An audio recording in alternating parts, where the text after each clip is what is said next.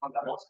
Bueno, una cosa la demora, pero ya todos tienen la posibilidad de grabar encuentros, parece que no queremos después. Desde Friedman Hayek te damos la bienvenida a un encuentro de Freedom Perspective. Esta vez estamos muy contentos de contar con speakers de la talla de Dan Mitchell, el profesor Skousen, Mark Skousen, sí, que va a hablar a continuación.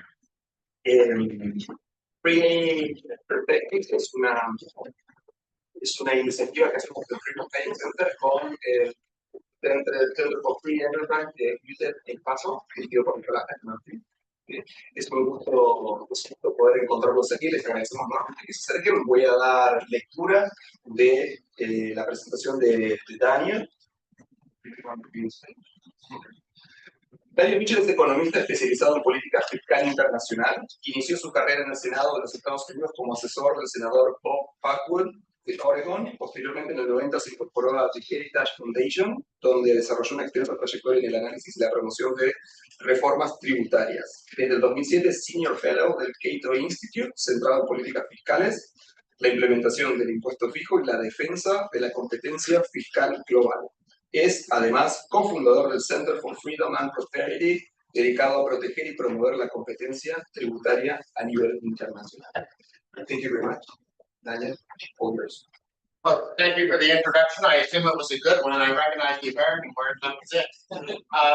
What I'm going to do is talk about Donald Trump. I'd much rather talk about Javier Milei, but I have to deal with the second string here. And I'll give you a little bit of background. Most Americans either really hate Donald Trump or really love Donald Trump. And I'm sort of just, if he does something good, I say nice things. If he does something bad, I say critical things about him. So I don't get the very partisan, deeply held feelings of most Americans. I don't have that. So I'm going to walk through what he is doing in terms of government policy. And by the way, I should give you another piece of background. Donald Trump did not win the election last year because of economic policy.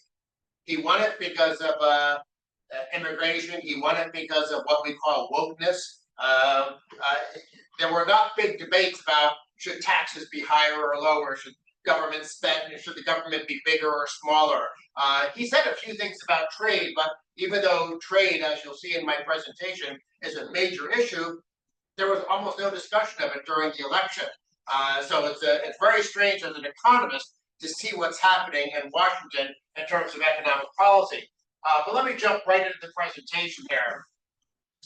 And I'll start by stating that there are 5 major categories of economic policy, at least if you want to sort of summarize and put them in limited categories. Monetary policy, trade policy, regulatory policy, rule of law, and fiscal policy. I normally say fiscal policy for last because that's the issue I've been working on for decades and decades. But in this presentation, I'll actually spend more time, I think, on trade than anything else. And I'll start by saying, well, what about his first term? Well, just like I'm going to say about his second term, there were pro-growth policies and there were anti-growth policies. He had tax cuts, he had deregulation, but he also, while he was deregulating in some areas, he was increasing government red tape and intervention in other areas. And of course, his protectionism was not good. Now, by the way, what he did in his first term is small compared to what he's doing in his second term. And then he let government spending grow quickly. And let's look now at the second term and sort of give, if you're going to fall asleep, at least remember this slide. Monetary policy, trending in the wrong direction. Trade policy, catastrophe. Regulatory policy, even better than his first term.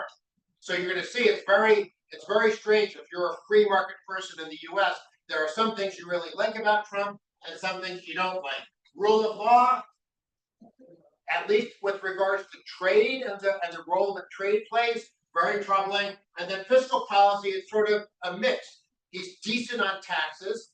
He likes lower taxes, tax cuts. But he's not so good on spending, although he's been maybe better on spending this term than he was in his first term. So let's sort of walk through it one at a time. Monetary policy, I guess the first thing to understand is the inflation that we got in 2022 was not Joe Biden's fault, or maybe it was a little bit his fault, but the bad monetary policy began during the pandemic. And February, March of 2020, when the pandemic was starting, our Federal Reserve basically panicked and started dramatically increasing the amount of money in the economy. Now, I forgive them in the first couple of months. I don't know what it was like in Argentina, but people in the United States, oh my God, it's going to be the Black Death.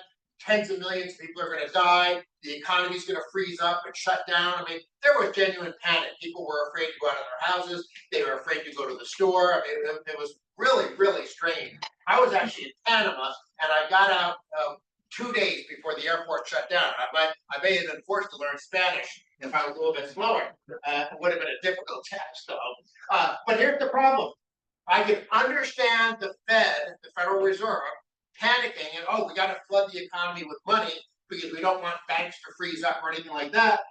That was maybe understandable for a month or two, but was it understandable? Here's the Fed's total assets, which in my mind is sort of the first thing I look at when judging whether monetary policy is easy or not easy. Here's the pandemic. Look at, this is basically a $4 trillion increase. Okay, I forgive this part right here. They panicked. But then why did it keep going up and up and up? I mean, it seems that once they got addicted to easy money, they just couldn't stop. Now, were they doing that because both Trump and then Biden were increasing government spending and they were monetizing the debt? Were they doing it just for Keynesian reasons of trying to have artificially low interest rates? I don't know. All I know is that maybe a little bit like this was okay, but then it should come back down, and it didn't. So Trump, and by the way, 2020 was Trump's fault.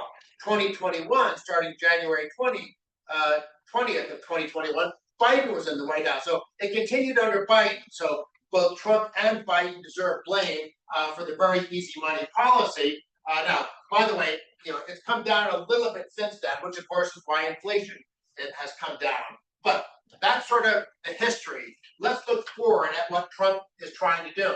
While he's condemning Jerome Powell, the head of the central bank, he wants to get rid of him. Why does he want to get rid of him? Because he wants lower interest rates, he says. But in terms of monetary policy, when a politician says lower interest rates, it means they want the Fed to go back to buying, to create money. When the Fed buys assets, and when they buy assets, they're buying government bonds, or maybe even Fannie and Freddie bonds. So when a politician says they want lower interest rates, they want the Fed to come in and move this line upward, because at least in the short run, that's going to lead to lower interest rates because you're flooding the financial markets with money. There's more money to lend out. I assume some of you have learned about supply and demand curves. So in the short run, creating more money will artificially lower interest rates. However, what does all that money creation do in the long run or medium run? You get the inflation. And when you get inflation, what happens to interest rates? Well, all of a sudden, lenders want an inflation premium as part of interest rates. I mean, if you lend me money at 2% and there's 5% inflation, you're losing money. So you're going to say, well, hold on a second. There's 5% inflation. I'm going to lend you money at 7% or 8% or whatever my credit risk is and things like that. So I think that Trump has a very short-term mindset. The way we sometimes think about this is that, at least in the context of Keynesian economics, is some politicians, they want a fix. They want like the sugar high of easy money, or they want the sugar high of some additional deficit spending because they think it will benefit them politically. So I don't think Trump really understands monetary policy, or to the extent he does, he just has really bad views on it. Maybe not really bad, but bad views on it, because this is very common. Politicians, both parties, will lean on and pressure the Federal Reserve for easy money. And about the only politician I can think of who did the right thing is when Reagan took office, and we had high inflation from Jimmy Carter at the end of the 1970s. And Reagan basically told the Fed, I know it's going to hurt, and I know it might hurt me politically in the short run, but do what's best for the country. And so Reagan said to the Fed, I want tight money, I want to get inflation under control, Trump is saying the opposite. Now let's look at trade policy, which, I mean, utterly awful, doesn't even begin to categorize it. What Trump did in his first term was basically this bad, and what he's doing in the second term is enormously bad. And I think it's because he just fundamentally doesn't understand trade. He certainly doesn't understand trade deficits. And what he's doing with these unilateral tax increases on trade is arguably unconstitutional. There are court cases in the United States where ultimately the Supreme Court is going to decide whether Trump is allowed to do that. And by the way, this is when I mentioned rule of law and trade earlier in the presentation, massive corruption opportunities, and I have a slide about that. But let me show you a problem with Trump and trade. You know what a Venn diagram is, obviously. A Venn diagram, you want to see where the intersection is of the two circles. So if you claim that trade deficits are bad for the economy and you propose trade taxes as a solution to that supposed problem, okay, that's one circle. But then there are those who say, oh, we want more foreign investment in the economy because because capital inflows mean more productivity, higher wages in the long run, so that's a good thing. But what Trump doesn't understand is you cannot have more foreign capital inflows at the same time that you have a lower trade deficit. Why not? Because they are literally the flip side of each other. It is an accounting identity. If I buy something from an overseas company and I send dollars overseas, that foreign business or foreign individual only has two things to do with those dollars. They either can use them to buy things made in the US, or they can invest those dollars in the US. And many foreigners, because the US is, I don't know why they think this, but they think the US is the safe haven for the world. So many foreigners who get dollars want to use those dollars to invest in American financial markets. And that's usually a very good thing because it means, more investment in the private economy. Sometimes they're buying US government bonds, which I don't like, but mostly they're investing in the private sector in the United States because they think that is the best use of the dollars that they earn by selling to Americans. And by and large, economists have always thought a country with a trade deficit, that's usually a sign of growth because you're attracting foreign capital. And that's sort of a referendum. Global capital markets are a referendum on your economy. If money is flowing into your economy from around the world, you're probably doing something right. The US, maybe we're not the greatest economy in the world, but compared to a lot of European welfare states and places like that, people like investing in America. And Trump does not understand that if we have more foreign investment coming in, by definition, I mean, it's not like we're arguing theory. This is like, does 2 + 2 = 4? And Donald Trump does not understand that 2 + 2 = 4. Because when he announces these trade deals, which by the way are usually just fluff in a press release, there's nothing real there, he usually says, well, we're going to impose a tariff and we're going to lower the trade deficit. And look, the Saudi Arabians, the Europeans, the Japanese, they've agreed to invest more money in the US economy. That literally cannot be true. You cannot have a lower trade deficit and more foreign investment at the same time. So that's why, if you go back to this, those who do not have a strong need for intellectual consistency, or those who don't just understand that 2 + 2 = 4. And by the way, when you look at a president's cabinet, I assume it's the same way in Argentina, whether it's a president I like or one that I don't like, whether it's Argentina or the US, there are always going to be like good members of your cabinet and maybe not so good members of your cabinet. On trade, Trump has some of the most illiterate, foolish, misguided people. I mean, Mark, I'm sure, can probably wax poetic about this when he comes up to speak. But people like Peter Navarro and Lutnick, the Commerce Secretary. I mean, these people are either the most clever, accomplished liars in the world, or they are genuinely, profoundly illiterate about economic issues. So that's one thing Trump doesn't understand. Here's something else he doesn't understand. He complains, America's losing its manufacturing edge, because he has this romantic vision that America should be filled with, steel factories and car factories and all these other things.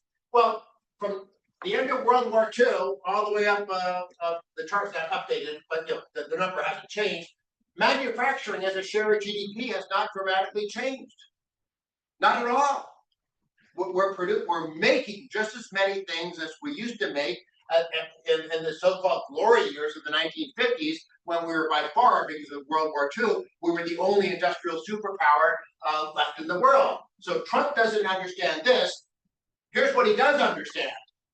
He understands that manufacturing employment has fallen. And that's true. But manufacturing employment has fallen while manufacturing output has stayed the same. Why? Because manufacturing productivity has increased dramatically. You don't need nearly as many workers to make a ton of steel today. You don't need nearly as many workers to make a car today as you used to. So yes, we used to have more than 30% of our population, sort of spiked up in World War II. But at the end of World War II into the 50s, we had 30% of our workforce in manufacturing. And look how it's fallen. But it's not fallen because the economy's gotten poorer. It's not fallen because Americans have gotten poorer. It's the amount of manufacturing employment has declined because we don't need as many workers in manufacturing. And by the way, even though Trump has this romanticized vision of a bunch of Americans working as steel workers, that's hard work. If you have a choice between making $50,000 a year as a steel worker or $50,000 a year in the service sector, guess what? 99% of Americans are going to take $50,000 a year in the service sector. So this is not a negative thing. And by the way, did NAFTA cause the decline in manufacturing employment? No, it doesn't seem to. The trend was the same. Did China entering the WTO cause the decline in manufacturing employment? No. The downward slope was the same regardless. But so Trump understands the numbers coming down, but he doesn't understand why, and he certainly seems to have this fixation on these two events, which had no effect on the slope of the line. So on trade, lots of things that Donald Trump just doesn't understand. But what he does understand is public choice. What is public choice? That's the school of thought in economics that says politicians act for narrow, self-interested reasons of trying to get reelected, trying to get campaign contributions and things like that. And this quote from Frederick Bastiat, a great French economist from the 1800s, trade protection accumulates upon a single point the good which it affects. In other words, if Donald Trump is levying a steel tariff, the steel workers and the executives of the steel company, they think that's good because it's very easy to see that. Bastiat was famous for the seen versus the unseen in economics. So it's very easy to see what industry is being protected with trade taxes and tariffs and protectionism. However, the evil inflicted is infused throughout the mass. In other words, it's spread out all over. And by the way, here's probably the most important thing to understand about something like steel tariffs. For every one worker producing steel, there are 100 workers in America working for industries that use steel as an input. So maybe I'm helping you, but maybe I'm helping you $100. But everyone else in the room is paying $5 more. Well, guess what? There's what, 40 people in this room, 5 times 40? That's a lot more than the $100 that you're getting benefit from. So what Bastiat is simply pointing out is that when you apply the seen and the unseen to trade taxes, the negative effect on the overall economy is significant, but because it's spread out, a lot of us don't notice it. Whereas the steel worker is saying, oh, good for Donald Trump, he's protecting my job. But for every job protected in the steel industry, he's destroying many, many more jobs in the steel using industries of America. And here's just a little bit of real world evidence on protectionism and free trade. I love this chart. If you look at the economic freedom of the World Index of the Fraser Institute in Canada, they rate countries on the basis of economic liberty. And they break into those 5 categories I showed you before. Well, if we just look at the trade category, these are the 10 most protectionist countries in the world as of 2022. Not good to see Argentina there. And these are the 10 most free trade jurisdictions in the world, again, as of 2022. And what do we notice about the difference between these countries? The per capita GDP of these countries is $3,200. The per capita GDP of these countries is more than $46,000. So obviously, it's more than just trade affecting your prosperity. You have to look at fiscal policy, monetary policy, all the other things. But sometimes when I'm debating my Trumpy friends in America, I say, show me an example of protectionism producing prosperity in a country, because they don't have any successful examples of protectionism leading to prosperity. So again, I think Trump is just like, we probably all have some, like, uncle or someone like that in our family who has very strong opinions but doesn't really know a lot. And so you get together at the holidays, and this uncle of yours is saying, blah, blah, blah, blah, blah, and you sort of you roll your eyes. Well, we happen to have that person as our president. Here's the thing about protectionism. A former company used to work with me at the Heritage Foundation, but listen to this. 425,000 exemption requests for one tariff, 200,000 of which were granted, often due to political donations, and he's citing the research on that. Washington has become a feeding frenzy of corruption because every industry in the world, whether you're a steel producing industry, a steel consuming industry, an aluminum producing, whether you're representing a country, and everyone is hiring lobbyists hand over fist. You know what lobbyists are. They're the people who go to politicians and either give them campaign contributions. They're usually former staffers, so there's a cozy little incestuous relationship. But Washington, there is a whole class of people getting immensely rich in Washington right now because they don't even have to advertise their business. If you're a lobbyist, someone's going to come to you and say, well, here's $10,000 a month, there's $20,000 a month, here's $50,000 a month, please get me an exemption for this. And sometimes it's not just get an exemption, sometimes they want to punish their competitors. So they're maybe not looking for an exemption for themselves, but can you raise the input tariffs on my competitor? It really is sleazy, it's cronyism. And, the free market should decide how these resources are allocated and what companies are succeeding, not whether or not you have a lot of lobbyists who are friends with politicians and things like that. Now let's shift to regulatory policy, because that was really bad news. Now we have a little bit of good news. Now, regulatory policy is not easy to categorize because there are hundreds of types of regulations affecting all sorts of activities and industries. Is it a health and safety regulation? Is it an economic regulation? And so you have to do cost-benefit analysis for each and every regulation. But just like Trump has bad instincts on trade, he has good instincts on regulation. Now, maybe not good instincts in the sense of laissez-faire, free markets, but having been in the business world, he probably doesn't like red tape hindering his ability to make decisions. So his good instincts might be more motivated by personal wealth than by economic understanding, but at least they're there. But more importantly, he's generally appointed people who are deregulation minded to the different regulatory agencies. And probably the only really evidence I can show you is what happened in his first term. These are additions to regulatory costs during the first term of Trump administration, and these are dollars per household.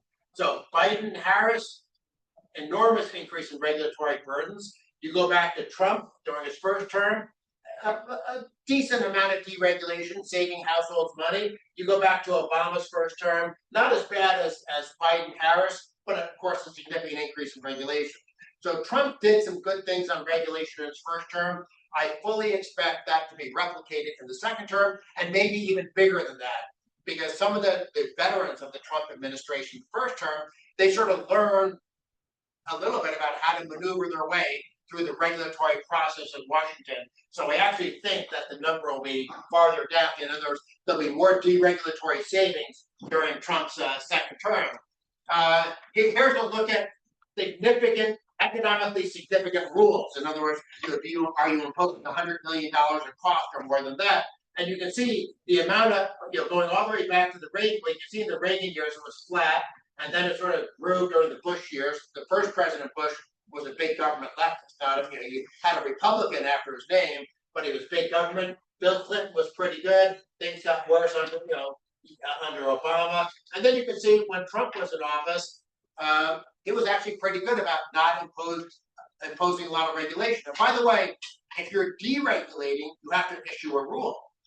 So you can't just look at number of pages in the Federal Register, because if I'm deregulating, I have to put pages in the Federal Register announcing what I'm doing. So it's not easy to measure regulation, as I already said, but these two charts that I show you give you an indication that Trump's maybe his brain's not in the right place, but his heart is in the right place, and his appointees, their brains are in the right place. Now, let's talk about rule of law. What is rule of law and why is it important? Rule of law is like the foundation of your economy. Are the rules fair? Are contracts enforced? Is government arbitrary, or do you have a clear system so you know how to operate? It's not good to have a system that doesn't have good rule of law and property rights and stuff like that. And the protectionism, as I already indicated by this previous slide, to me, that is an enormous threat to rule of law. Not to mention the fact that Trump wakes up and decides, oh, I'm going to increase tariffs on this country. I'm going to increase tariffs. It's a very chaotic process, and it's very vulnerable to rent seeking, which undermines the rule of law. Now, there's a whole separate big fight in Washington, and I'm not sure this is rule of law as much as it's a sort of a pivot point in American history. What are the powers of the executive branch versus the powers of the legislative branch? And so we're having these major legal fights where Trump is sort of testing, okay, can Congress really limit what I do with the executive branch? And likewise, Trump is testing, well, can he impose unilateral tariffs when in theory, taxes cannot be increased unless they originate in the House of Representatives. And by the way, there's also at least in my mind, a bigger issue, which is as government grows and grows, what does that do to the rule of law? It's not really an issue we think about much, but I just saw some research the other day, which is it's an economic cost analysis of Italy. Now, it's of Italy, but I think this applies broadly to lots of countries. And there are 4 economists who authored this study, just came out in June of this year. We developed a strategy to measure the economic cost of poorly written laws, a potential threat to the rule of law. Using the full corpus of Italian legislation, we show that legal uncertainty, measured by the probability of disagreement between the Supreme Court of Cassation and lower courts, is higher for cases involving poorly written laws and varies systematically across courts. Here's the key thing. To identify the economic impact, we exploit a reform that reassigns firms to courts. We estimate that GDP would be 5% higher if laws had been written as clearly as the Constitution, with 2/3 of the laws accruing over the past 20 years. 5% of GDP is enormous. I mean, economists have big fights about reforms that might change GDP by 0.5% or by 1%. So when you're looking at laws and of course, the more laws you have, the bigger your government is. There's a very strong relationship there. So when you have an ever-growing government with more spending, more taxes, more regulations, more protectionism, that creates a lot of uncertainty in the business environment. And one thing businesses do not want is uncertainty. That's one of the reasons Trump's trade policy is so disastrous. Given that Trump can dramatically change trade policy just because he has stubs his toe in the morning, are you going to build a new factory in America? Are you going to build a new factory in Japan? I mean, it's very, very damaging and crippling to economic growth. And this research from Italy, I think, is fascinating and very illustrative of why rule of law is not just important in terms of good government. And you want honest government, you don't want corrupt government, but it also has an economic effect. Now let's move to fiscal policy, begin to wrap this up. Trump's really bad on protectionism. He's pretty darn good on regulation. On fiscal policy, it's more of a mix. He's semi-good on tax policy and semi-bad on spending policy. In the first term, just to sort of look at the background, he cut taxes, but actually he was weak on spending in his first term. And in the first year of his second term, we have a famous American baseball player from back in the 50s and 60s, Yogi Berra, and he said it's deja vu all over again, which, if you understand English, is funny because he's repeating himself. So let's look at what Trump did in his first term. He made a bunch of silly promises. He claimed he was going to pay off the debt in 8 years. The debt doubled. But nobody took him seriously because you can see that he was a classic populist. He was basically saying, I'm going to cut your taxes, I'm going to give you more spending. I'm going to cut your taxes, give you more spending. That just doesn't add up. So I don't know, maybe some people believed it, but I remember thinking that this is absurd what he's claiming. However, let's look at the taxes. He reduced the US corporate tax rate from 35% to 21%. That was very good. Very good. And he also curtailed the state and local tax deduction, which was this very unfair and destructive loophole that in effect subsidized bigger government in left-wing states like California and New York. So the two big things in his tax bill in 2017 were very good. However, he was not that good on government spending. Now, normally Republicans want to reduce, or at least they pretend they want to reduce the welfare state, social spending. So what I did is I took out defense spending and I took out net interest payments. What's left, is domestic spending. And I adjusted the numbers for inflation, and I looked at how fast did government spending increase, domestic spending increase under different presidents. And you can see that Ronald Reagan by far was the best of the best. But what else do we notice? In second place, a Democrat. In third place, a Democrat. In fourth place, a Democrat. And then all of a sudden you get Trump. So he's definitely nowhere near as good as Reagan. He was behind 3 Democrats, but then he was ahead of a couple of other Republicans, LBJ, who was a terrible Democrat from the 1960s. So Trump's not good, not terrible. However, these numbers only go through 2019. I deliberately did not include the COVID year because in 2020, that was a panicked excuse for politicians to spend a couple of $1 trillion. And then, of course, they did the same thing during Biden's first year in office. So even if you exclude COVID and all the money they used they wasted using that as an excuse, you can see that Trump had a very mediocre record on government spending, while at the same time he was cutting taxes. But that's the past. What I'm most worried about is the future. We are aging as a country. Matter of fact, every country in the world is aging. We're living longer, which is good. I have gray hair, so I'm glad we're living longer. But we're also having fewer children. Now, guess what? If you have government programs, health programs, and pension programs that are predicated on the notion that younger workers are going to pay for older people, maybe that works when you have a population pyramid. You know what those are? A few old people at the top of your pyramid, a big generation of workers, a bigger generation of children, who of course are future workers. But what happens as people live longer and have fewer children? Your population pyramid turns into a population cylinder.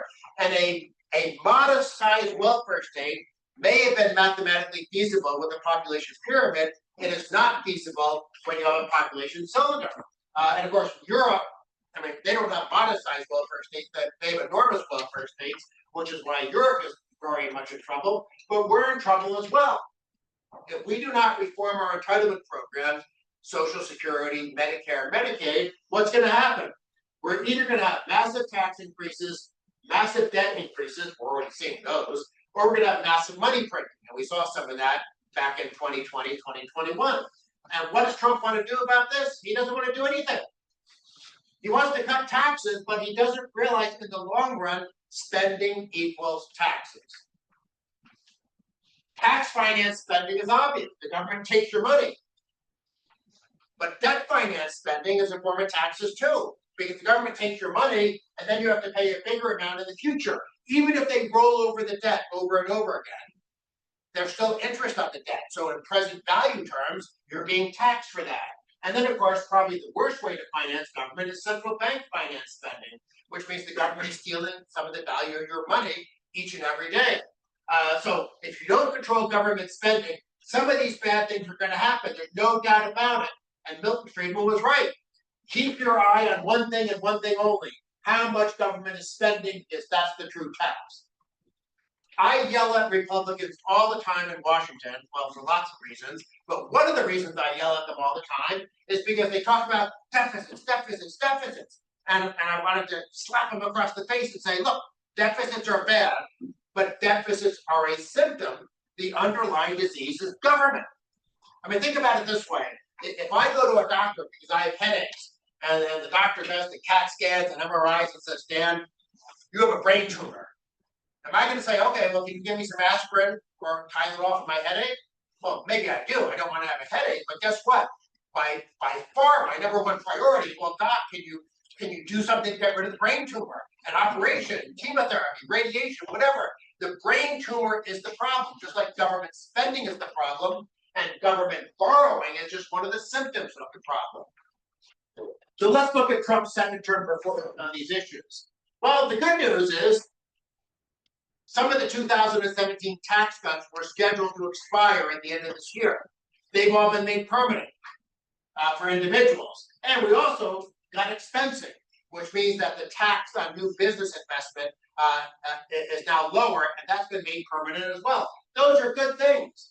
We also had some what I call stupid tax cuts. Gimmicky things like, well, we're not going to tax you as much on Social Security. We're not going to tax you if you're a waiter and you get tips. We're not going to tax you as much if you have overtime. You know, I want a very simple, neutral, low-rate, flat tax. I don't want there to be lots of loopholes. I already talked about it was good for Trump to curtail the state and local tax deduction. I want a tax code that fits on a postcard, or my real fantasy is have a government so small you need no broad-based tax whatsoever. But none of my fantasies ever seem to come true, so I'm not expecting that one. Unless maybe we can sort of kidnap Malay and bring him to America. So that's what Trump has done on taxes in his first year or first 8 months of his second term. What's he done on spending? Well, we have a saying in America, when you want to postpone something, you kick the can down the road. In other words, oh, I don't want to deal with this tough issue now, so I'll just kick the can down the road and maybe leave it for someone else to solve. Well, that's what he's doing. Now, by the way, there were a few good changes to Medicaid, which is our government health care program for poor people, but he maybe solved 10% of the problem. Now, by the way, solving 10% of the problem is better than solving none of it. And comparing Trump to Kamala Harris, solving 10% of the problem is better than making the problem 20% worse. So I don't want to say it was nothing for Trump to have a few changes to Medicaid, but it didn't solve the issue. It was welcome, but not nearly enough.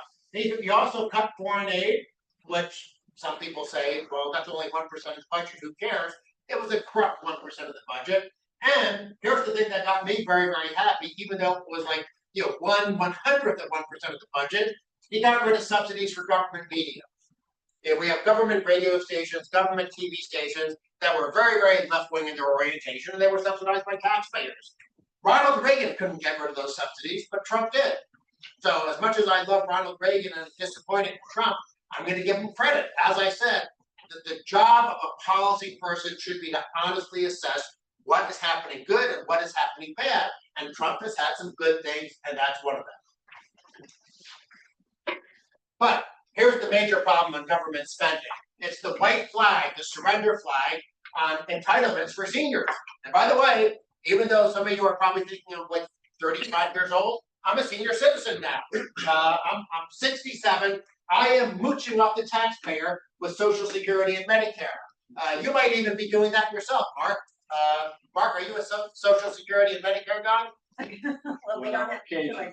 Occasionally, okay. So Mark and I both have we have a few years under our belt, and because we've been forced to be part of these programs, you'd be stupid not to take the money when they were stealing your taxes all along. But the point is, we have more and more old people, and over time, as the baby boom generation fully retires and the future workforce begins to shrink, it's going to be a fiscal nightmare. And when you have a politician like Trump who says, we're not going to touch entitlement, he's in effect making it impossible to solve the long-term budget problems. I mentioned he had some good stuff on Medicaid. Let me show you a chart to give you an idea. Over the 30-year period, 2023 to 2053, $116 trillion deficit from Social Security and Medicare.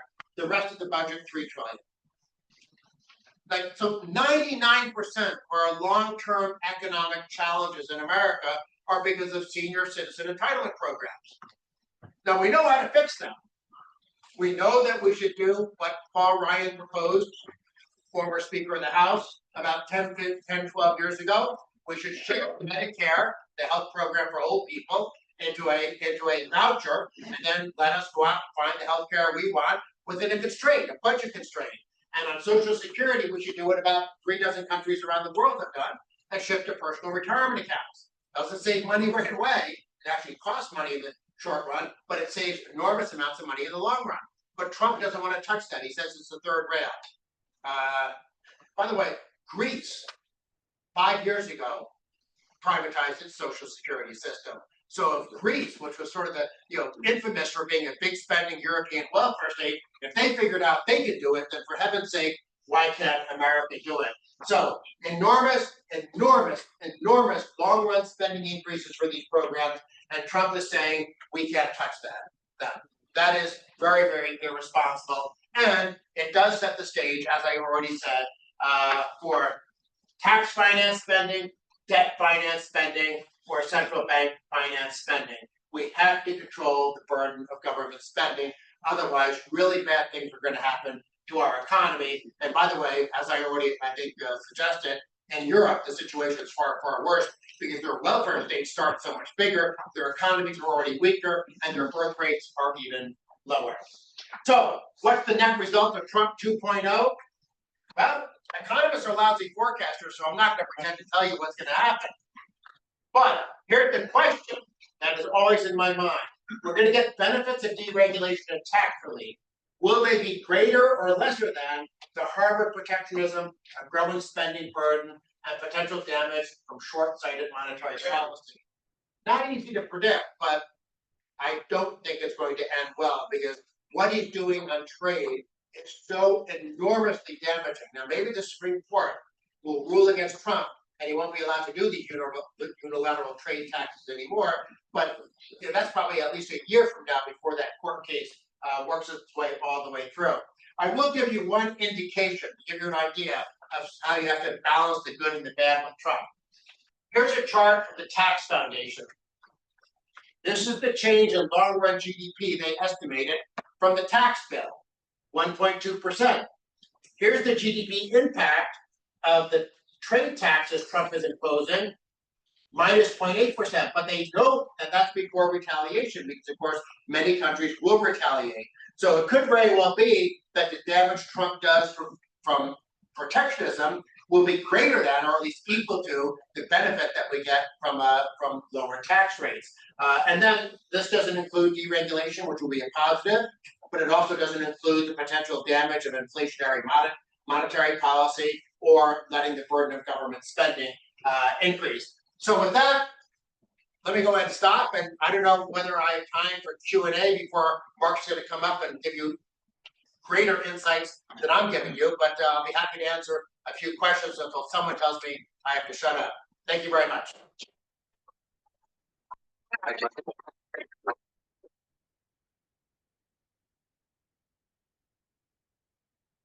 Thank you. I agree with 100% of the analysis. And we have one thing, which is in matter of trade policy, it seems like free traders aren't able to convince Trump and his team that it's not the way to go. And in fact, when you read the Stephen Miran's paper, you find that he knows his basic economics, his 101. He knows about free trade arguments, and still he insists in reshuffling multilateral trade systems. So do you think that maybe the arguments should change, and instead of going to the classical Adam Smith free trade arguments, libertarians should start proposing the fact that you cannot change the entire trade system by yourself using Mises, Hayek, and all the other economists? What I have suggested is that, well, let me use an analogy because I've used this one behind closed doors. You're on a ship that sinks. There's a lifeboat for 10 people. There are 11 of you. Someone has to be thrown overboard. And what I have suggested is sacrifice China, because China does massively cheat. I mean, they have an incredibly corrupt financial system where capital is directed to export-oriented firms, and there's no question they cheat and they distort the terms of world trade with their cheating. And given that Trump has an anti-China bias, even though I think free trade might, in the long run, encourage China to do the right thing, become a more liberal economy, and sort of follow the same trajectory as Singapore and Taiwan and South Korea. They liberalized, became democracies, great, successful, wonderful story. if Trump is bound and determined to be protectionist, maybe we can channel this protectionism in a narrow and have a narrow focus and make China the victim, because again, China does cheat. So that's not really what you're suggesting, but it's the strategy that I've been using. But I'll freely admit that I talk about the strategy, but no one's picking up on it. So my approach has been failing. So maybe I should try something new. Okay. Yes. I want to ask you about what do you think about this contradiction between like Trump is trying to control the Fed because of his politics that you have said, but at the same time he's building up and he's creating a strategic reserve in Bitcoin, which seems quite like a contradiction, like defending one of the most liberal phenomena in recent history as Bitcoin, and at the same time defending protectionist and interventionist policies such as controlling the Fed. So what do you think about this Bitcoin? Well, I have never seen, I know the US government has Bitcoin simply as the proceeds of convicting criminals and seizing their assets. I have never heard anyone said, and I'm scrolling back, great. Monetary policy involves trillions of dollars. What is the amount of Bitcoin or other cryptocurrency the U.S. government? I assume it's just I've never seen the data, but I assume it's just an infinitesimally tiny fraction of the trillions of dollars that are involved with Federal Reserve operations. So I don't, usually when I'm asked about Bitcoin and cryptocurrency is, well, is this a way people can protect themselves from bad monetary policy? And my answer is always, I hope so, but I also worry that if the government really wanted to crack down, they could destroy cryptocurrency overnight. I hope I'm wrong on that, but it basically you have the politicians saying, we're going to throw in jail any business or financial institution that deals with Bitcoin transactions.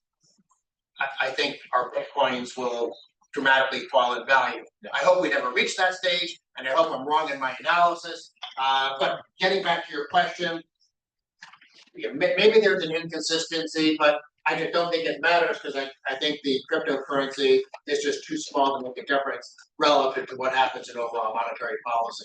But maybe Marco. Yeah, Dan. So Trump has, I think, for selfish reasons, with his sons deeply involved in crypto, they're making billions, if not trillions of dollars, on the president being pro crypto and pro Bitcoin. Yeah. They're promoting stable coin, which is based on dollars. So that's the way to get in on this program but still you have the problem that's based on the dollar. The key factor here is that Bitcoin needs to be made legal tender. Until it's made legal tender, every time you use Bitcoin, it's a taxable event. And this has been the reason why Bitcoin has not been adopted, particularly in currency transactions, as money. It's simply an asset that you have on your portfolio. Yeah, by the way, that could change if it becomes a legal tender. You could see a dramatic increase in. I mean, there's over $1 trillion now in Bitcoin. I mean, it's pretty significant. Well, I have nothing but hope for Bitcoin and other cryptocurrencies. But again, I do worry about government at the end of the day having the ability to squash it if it threatens them. Yeah. Now, right now, it's a way to bribe the Trump administration. So Trump's not going to stop it, but who knows what a future president will do. There's also talkings about the central bank cryptocurrency. They are trying to. Well, they're creating they're thinking of creating a sovereign fund in crypto. Yeah, that would be be part that, and the degree of control with that kind of money, it's going to be. I mean, they build retail funds. Well, at a win. I've written about that, so let me say, a central bank digital currency. Yeah. The left ultimately wants to get rid of cash, and if they get rid of cash, they can use the central bank digital currency to, in effect, tax you and force you as a good little Keynesian to go out and spend money right away. And as we saw with Justin Trudeau, they can freeze your accounts if you're somehow a dissident against government policy. So Yeah, I'm very. DeSantis had some really good stuff that he said about the dangers of a central bank digital currency. I remember he was attacked by some columnists in the Washington Post. Oh, he's being paranoid. But every single thing DeSantis was warned about, we're already seeing in different countries around the world. So yeah, that's a major, major threat. Haven't Trudeau done that with Canada on the COVID? Yeah, he did that. People protesting. Yes. Hi, sir. Thank you for the conference. I see some things little things in common between Turkish government and Trump administration. Well, also President Erdogan self-declared enemy of high interest rates. But the problem is, if the deficit grows and you maintain the low rates, how you will finance the deficit? If we amount the money supply?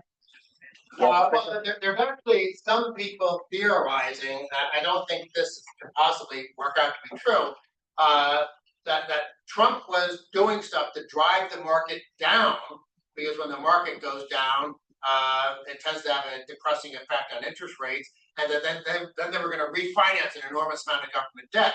Well, that was the strategy that some Trump people were giving me back in like February and March. And of course, interest rates have gone up since then, not down. So obviously, it turned out not to be true. So I don't think there's any clever strategy behind what's happening. I think Trump does things on the basis of what will generate short-term positive results. But the problem with short-term positive results, it leads you to sort of sugar-high economics. You know, the Keynesian monetary policy, Keynesian fiscal policy, populism of giving people more spending and tax cuts at the same time. And I just think that's not responsible, and it won't work in the long run. And that's the danger for Republicans. Let's, ignore Trump. Maybe Trump can somehow paper everything over and keep things together for 3 years, and he'll seem like he's a successful president. But think about what you guys have gone through in Argentina. Decades of populism.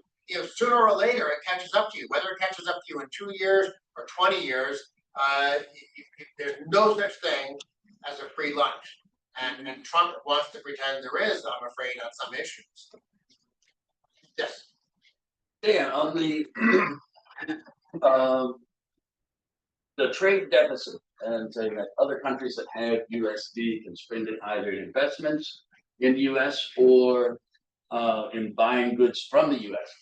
Would you agree that at least in the case of US dollar, that there is sort of a third facet to that being Bretton Woods and the USD as the world's reserve currency in Trump's idea of wanting to maintain sort of a zero sum game and trade balance? If you restrict USD that other countries hold in reserve, doesn't the USD isn't that the death knell for the US dollar?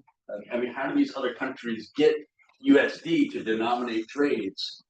Well, first of all, if Trump makes the dollar sufficiently toxic, the U.S. won't be the world's reserve currency anymore. But why would he want to do that?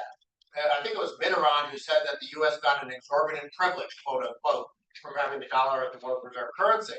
Now, we probably do, but it's a double-edged sword because it enables us to have more government spending. It gives us more leeway to do dumb things economically. Whereas a more open economy that had to rely on just normal global trade, you wouldn't get away with it. So it benefits us, but it also shields us from some bad decisions. So, but the bottom line is, no matter what, there's a phrase in Washington, the smart Trumpers. It's not used publicly, but it's sort of like, okay, ignore Navarro, ignore Lutnick, ignore Trump, but Besant's a smart Trumper. What does he really think? People actually speculate about that, and they have discussions behind closed doors. Well, what are the smart Trumpers? Kevin Hassett is a smart Trumper. What are these people actually saying behind closed doors? What are they trying to tell the president? Stuff like that, because you always hope that it's Besant and Hassett advising the president, not Navarro and Lutnick.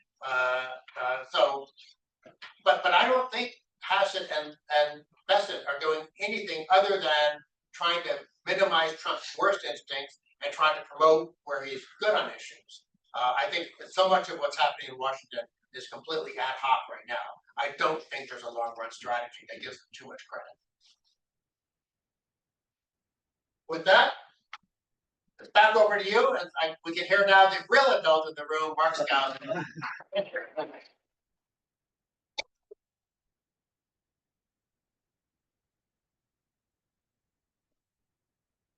Bueno, como segundo speaker de la jornada tenemos el gusto enorme de contar con el profesor Mark Skousen. Voy a comentarles algunos de los datos que podemos encontrar en su impresionante CV.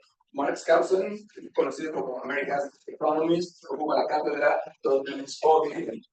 de libre empresa en Chapman University, por el cual adquirió con el premio My Favorite Professor, doctor en economía por la George Washington University. En 2018 recibió el Triple Crown en economía, otorgado por Steve Forbes, en reconocimiento a sus contribuciones en teoría, historia y educación económica. Ha enseñado economía, negocios y finanzas en Columbia Business School y Columbia University. Se ha desempeñado en el sector público, incluyendo la CIA, en organizaciones sin fines de lucro, como presidente de la Foundation for Economic Education y como consultor de IBM y otras compañías del Fortune 500, colaborador habitual de The Wall Street Journal y Forbes, participa con frecuencia en CNBC, en C-SPAN, Book TV. Es autor de más de 25 libros, ¿sí? Organiza una famosísima, este es el evento más grande del mundo, que se llama Freedom Fest.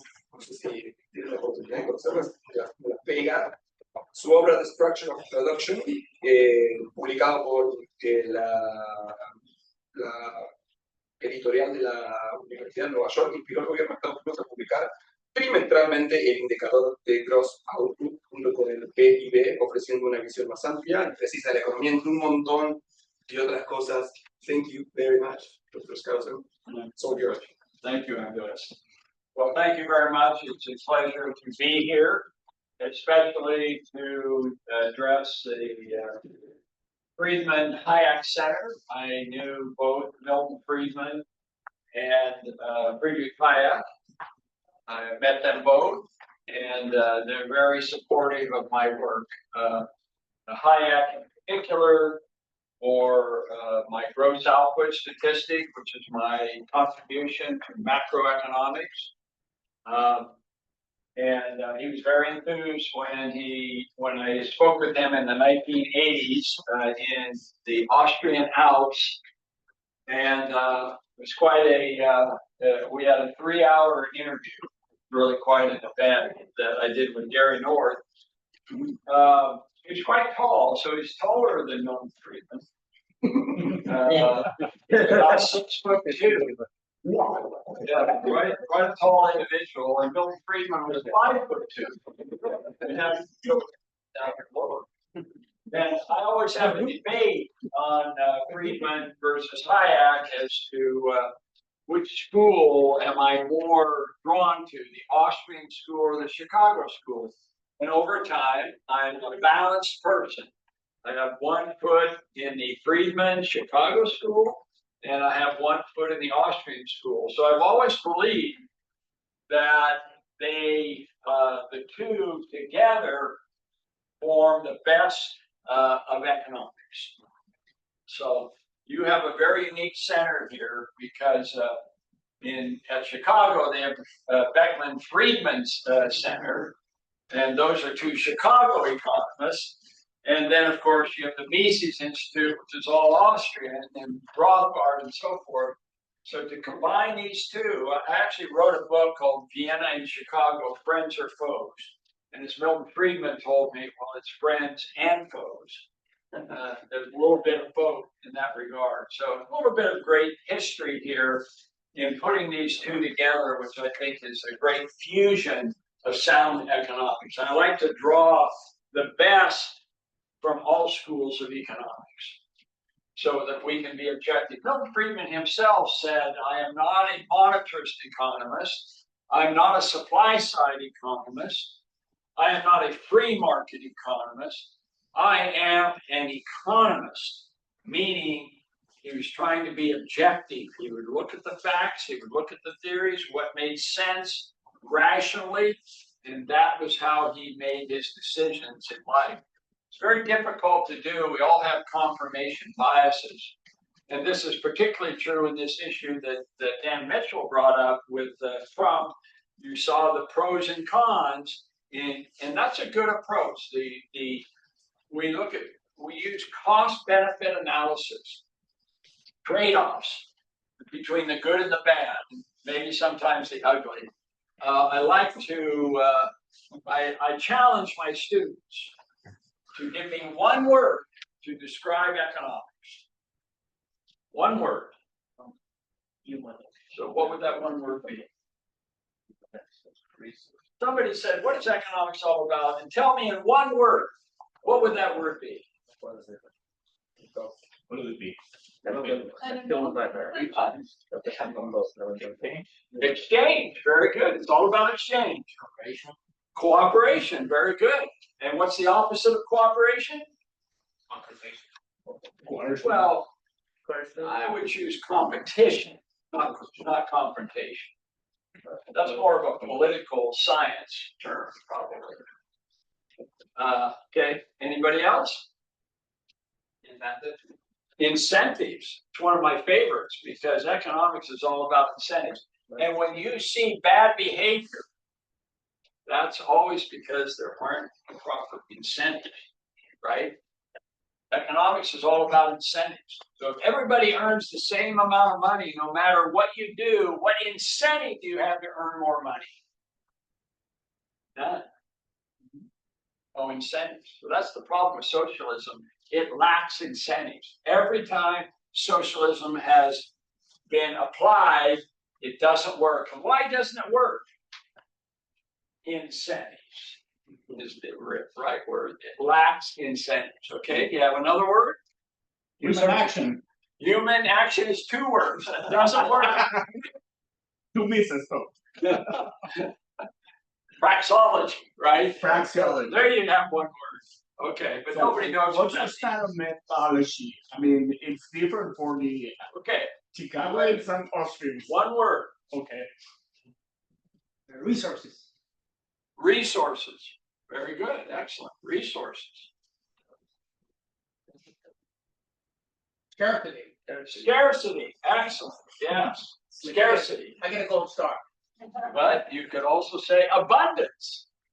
It's all about abundance as well. Scarcity turning into abundance. Joanne? Distribution. Distribution. Distribution of income. Distribution of wealth, the big issue. Prosperity.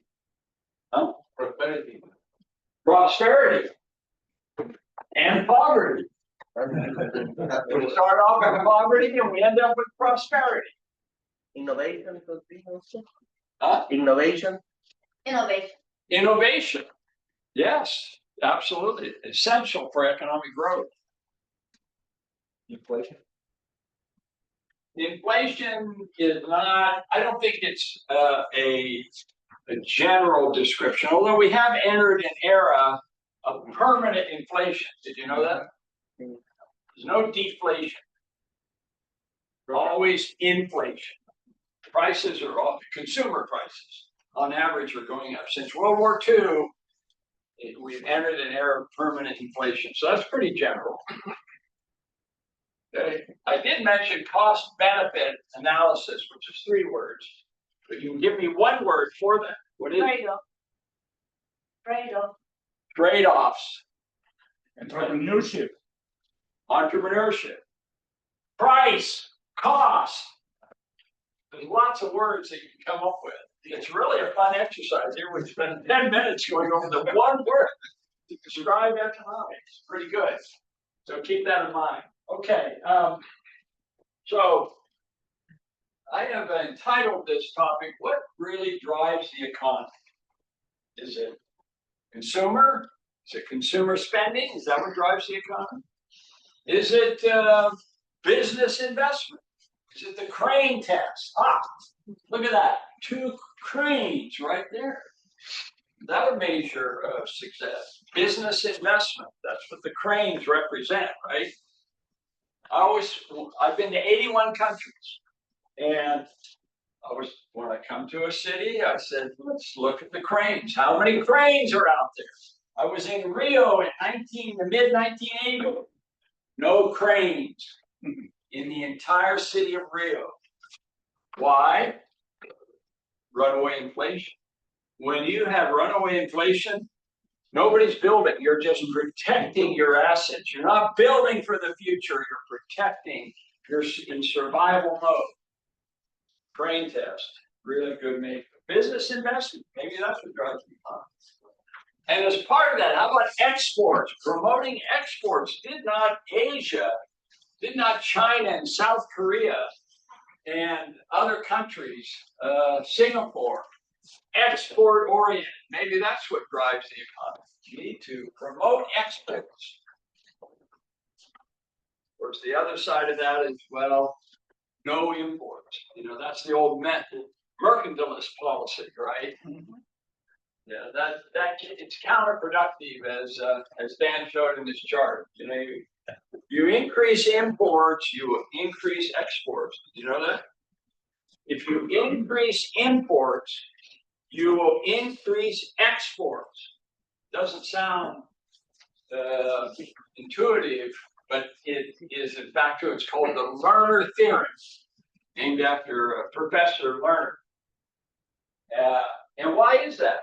Because when people import, when Americans buy imports from Argentina that put more money in more dollars in the hands of Argentinians, who will use those dollars to what?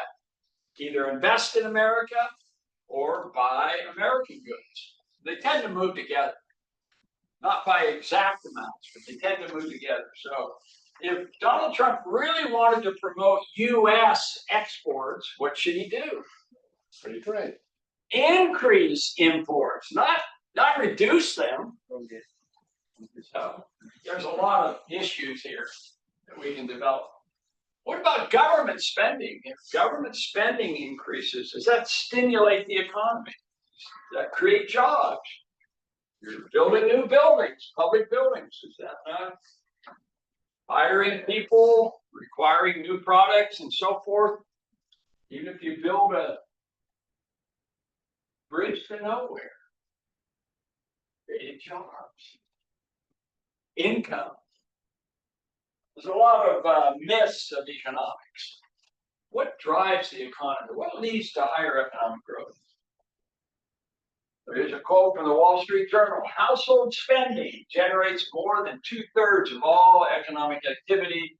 Sturdy consumer spending should translate to economic growth. Wall Street Journal. Look at this. New York Times. Dwindling government spending held back growth. Wow. We need to stimulate economic growth.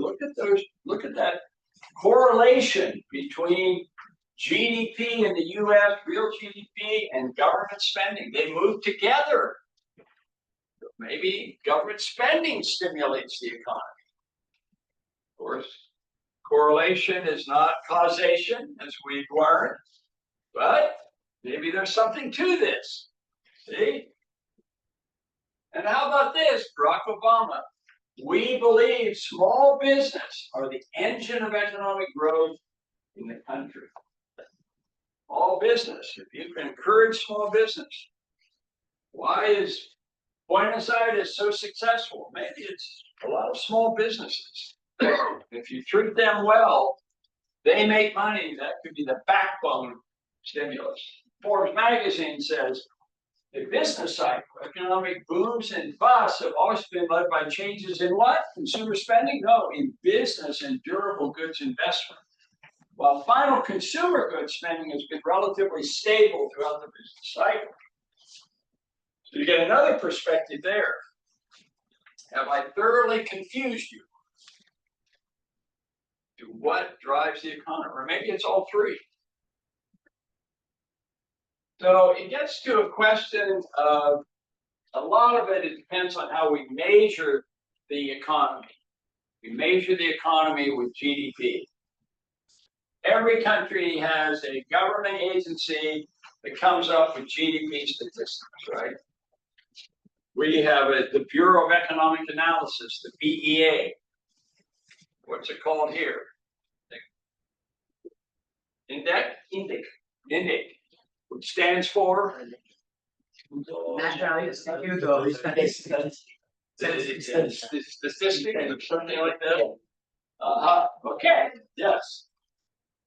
So this is where you get these ideas of what drives the economy, because it consists of three elements. Well, there's also net exports, which I should add in here at some point. Okay, consumers, government spending, and business spending. That annual spending. That's how GDP is measured. So in the United States, we see this breakdown. You have personal consumption, by far the largest amount, $20 trillion, followed by business investment, almost 6 trillion or $5.6 trillion, government spending 5.1, and net exports minus. So that's the trade deficit that Dan was talking about in his talk. It's minus $0.2 trillion. Okay. X minus M. Have you ever wondered, because I'm sure you've all taken economics, right? And you're familiar with GDP, it's C plus I plus G plus N minus M. So why is M subtracted? You ever wondered about that? Why do you subtract imports from the equation? I had some.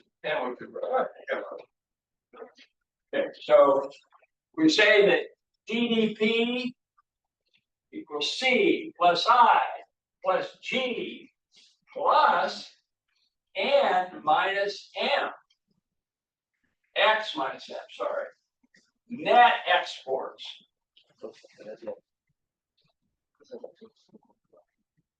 So why is it minus M? Any of you ever figured that out? You ever took the class? You ever thought about that question? Yeah. Mainly because the imports aren't produced here. We are Right. Okay. So the imports are not produced domestically, and we're trying to measure production domestically, right? So shouldn't we just ignore M? Why do we subtract M? Why not just C plus I plus G plus X? Because exports are all produced in the country. So what is the reason why M is subtracted? Because M there are the things that you buy from another country. Right. So let's leave it out. We just leave it out. We don't subtract it, but we subtract it in GDP. How about mercantilist bias? What? Mercantilist bias. Country's bias? Mercantilist bias. Like mercantilist. Oh, mercantilist bias. But we're talking about a mathematical argument here, not bias. It's just pure math. There's a reason why it's subtracted. Yes. because you want to compensate the amount of goods that you have to take out of the country with the goods that you have dependence on other countries, like the effect of that dependence over the goods that other countries purchase. Maybe I don't know. I don't know. I don't think that's the reason, but so nobody knows. You've all taken this class. Have you ever thought about why you subtract them? You just do it, right? You just do it. Well, do you want to know the reason? It took me a whole year to figure it out. So it's in my textbook, Economic Logic, as to why it is. It's because it's already here and here and here. Consumption includes imports. Business investment includes imports, the supply chain. And G includes government buying imports. So to avoid double counting, it's kept, it's subtracted. That's the reason. Okay. Just a little fun exercise to learn a little bit about how we come up with this equation. Okay, so we see consumer spending is the biggest sector in the economy. It's the big elephant in the room, 65%. Probably isn't in your statistics with here in Argentina as well. So almost every country has this kind of a breakdown where consumer spending is by far the biggest sector.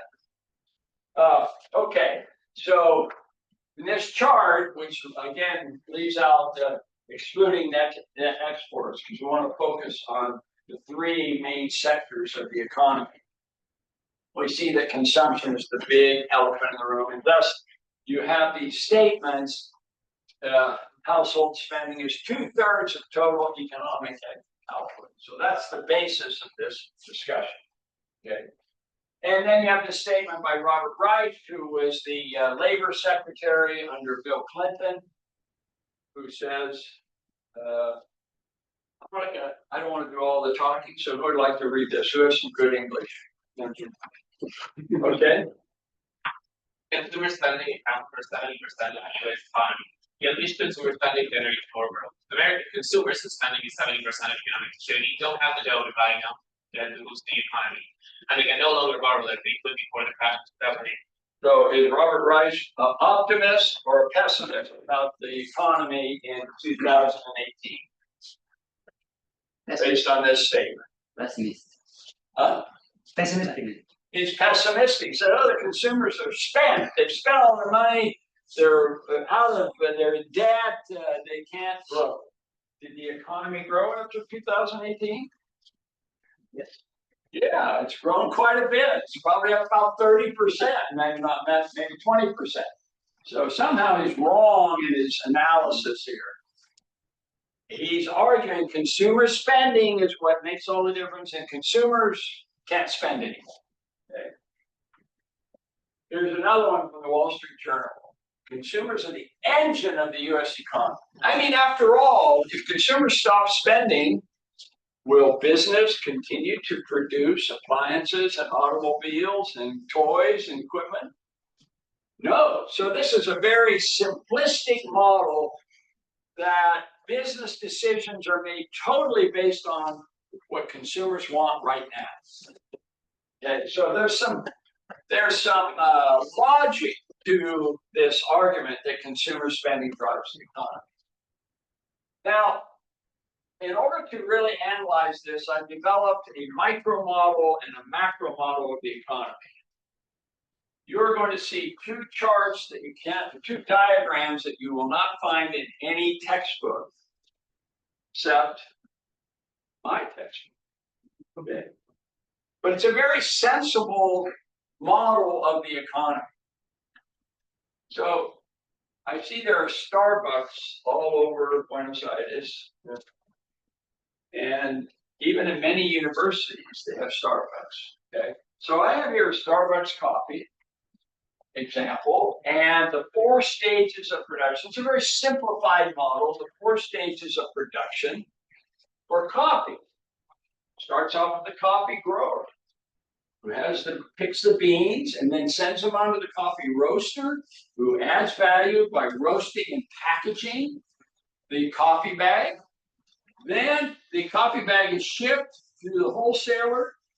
He adds value because it costs a lot of money to ship products. And then finally it arrives at Starbucks coffee in California. And of course they put it in the espresso machine and out comes coffee and you pay $5. Okay, so it's kind of a cool chart because it shows you all 4 stages of production from the earliest stage to the final stage. You have value added at each stage of production. Each provides a benefit. And notice the final price. What's the final price for a cup of coffee? $5. How much is that here? How much does it cost?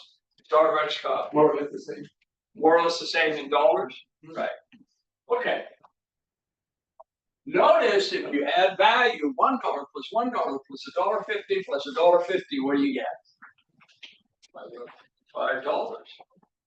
So you add the value added, the profit that you make in all 4 stages of production, and it equals the price you pay for the final product. It's kind of a cool graph to describe the economic process. Not existent in any textbook. Well, except John Taylor. He came up with this. Okay. So now I've developed a macro model, similar, very similar, macro model of the economy, which has 4 stages. It adds value at each stage. You start off with resources, minerals, raw commodities, the coffee grower, and so forth. Then you have the production stage. That's not good enough. It hasn't reached the consumer yet. You have to go through the distribution stage. There's lots of companies. You see these people out here, the FedEx, they're bringing the products to the final user, the Starbucks and the grocery stores and the car dealerships and so on. That's where fourth stage is, okay? Now notice where I've identified as the 4 stages of production, which one is what we all measure in our economics classes, GDP. Which stage is GDP? 4.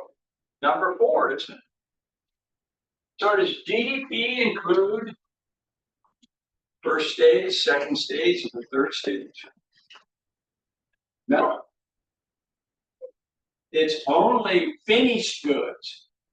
We don't emphasize that enough when we teach our economics classes.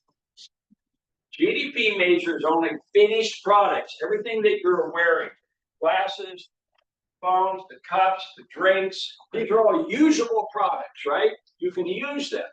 They're depreciating in value, but when you bought them brand new, guess what? It's included in GDP. But the raw products to produce those products are left out. And that gives you a major distortion in the economy. That's my main thesis, okay? So what's missing from GDP? Well, there's a lot of things missing from GDP. Black market activity is often left out. Used goods. You know that GDP measures only new goods and products. If you bought a used automobile, guess what? It's not in GDP. Did you know that? That's really an important. I mean, how many people have bought used goods in your lifetime? Many. I mean, all of you should be raising your hand at one point or another, right? How many have bought, as a poor student, used furniture provided for your apartment?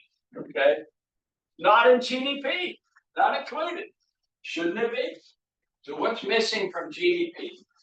So this is the U.S. GDP is around $31 trillion in the United States. What's missing? The supply chain. And look how big the supply chain is. It's bigger than GDP itself. GDP is 31 trillion. Supply chain in the United States is 32.8 trillion, left out of GDP. How important is the supply chain? Can you have final products without the supply chain? No. But those other 3 stages are essential, right? And during the pandemic, we learned a lot to how important the supply chain is, the shortages that were created because of it. It was a lot more serious than we thought.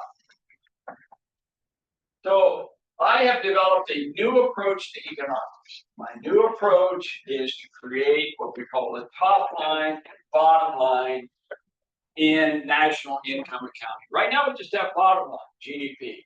My argument is we need a top line measuring spending at all 4 stages of production and not just the 4th.